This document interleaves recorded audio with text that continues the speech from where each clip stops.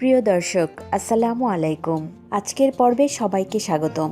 ঘরে থাকা সামান্য কিছু উপকরণ দিয়ে মাত্র 10 মিনিটেই তৈরি করে নেওয়া যাবে মজাদার একটা নাস্তা। বাচ্চারা তো পছন্দ করবেই, চায়ের সাথে খেতেও ভীষণ ভালো লাগে। আশা করি ভালো লাগবে। একটা বাটির মধ্যে নিয়ে নিচ্ছি একটা ডিম, সাথে দিয়ে দিচ্ছি 5 টেবিল চামচ চিনি। এখানে চিনির পরিমাণটা পছন্দ মতো বাড়িয়েও দেওয়া যাবে। এবার দিয়ে দিচ্ছি 1 টেবিল চামচ পানি। এই পানিটা দেওয়ার ফলে চিনিটা তাড়াতাড়ি গলে যাবে। এবার দিয়ে দিচ্ছি 2 টেবিল চামচ তেল। এখানে তেলের পরিবর্তে 2 টেবিল চামচ বাটারও দেওয়া যাবে। আর সাথে দিয়ে দিচ্ছি সামান্য একটু লবণ। দিয়ে দিচ্ছি আধা চা চামচ ভ্যানিলা এসেন্স। এবার একটা হ্যান্ড হুইস্ক বা কাঁটা চামচের সাহায্যে ডিমটাকে খুব ভালো করে ফেটিয়ে নিতে হবে।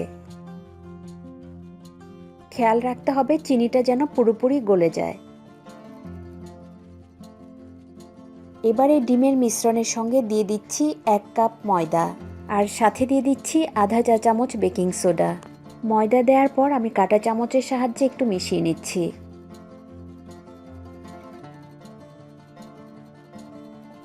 এবার আমি চামচটা সরিয়ে নিচ্ছি আর হাত দিয়ে ডোটাকে একটু মাখিয়ে নিতে হবে। ময়দার এই ডোটা কিন্তু খুব বেশি টাইট হবে না, সফট একটা ডো হবে।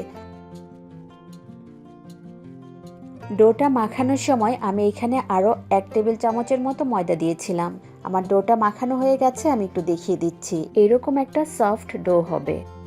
এবার একটা বোর্ডের উপরে সামান্য একটু শুকনো ময়দা ছড়িয়ে নিচ্ছি। আমরা যে ডোটা করেছিলাম, এবার এই ডোটা রেখে হাত দিয়ে একটু চেপে চেপে বড় করে নিচ্ছি। এবার এই ডোটাকে একটা রুটির মতো বেলে নিব। আর এই রুটিটা কিন্তু পাতলা হবে না, একটু মোটা করে রুটিটা বেলে নিতে হবে। আমি একটু দেখিয়ে দিচ্ছি, রুটিটা কিন্তু এরকম মোটা করে বেলে নিতে হবে। এবার এই রুটিটাকে একটা ছুরি অথবা পিৎজা কাটারের সাহায্যে কেটে নিতে হবে। আমি একটা পিৎজা কাটারের সাহায্যে রুটিটাকে স্কোয়ার শেপ করে কেটে নিচ্ছি। এবার এই অংশটাকে সমান 4 ভাগে লম্বালম্বি ভাগ করে নিতে হবে। আমি এই রুটিটাকে লম্বালম্বি 4 ভাগে ভাগ করে নিয়েছি। এবার এই অংশগুলো পছন্দ মতো যে কোনো শেপে কেটে নেওয়া যাবে। একটু লম্বা বা স্কোয়ার, আবার আমার মতো একটু ডায়মন্ড শেপ করেও কেটে নেওয়া যাবে। আর আমি এইভাবে করেই সবগুলো কেটে নেব। চুলায় একটা প্যানের মধ্যে তেল গরম করে নিয়েছি।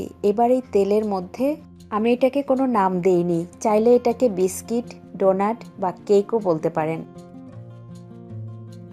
একটা পাশ যখন একটু হয়ে যাবে উল্টে দিব। এইভাবে করে কয়েকবার উল্টে পাল্টে উপরটা গোল্ডেন কালার করে ভেজে নিতে হবে। ভাজা হয়ে গিয়েছে, এবার তেল ঝরে একটা প্লেটে টিস্যুর উপর তুলে নিচ্ছি।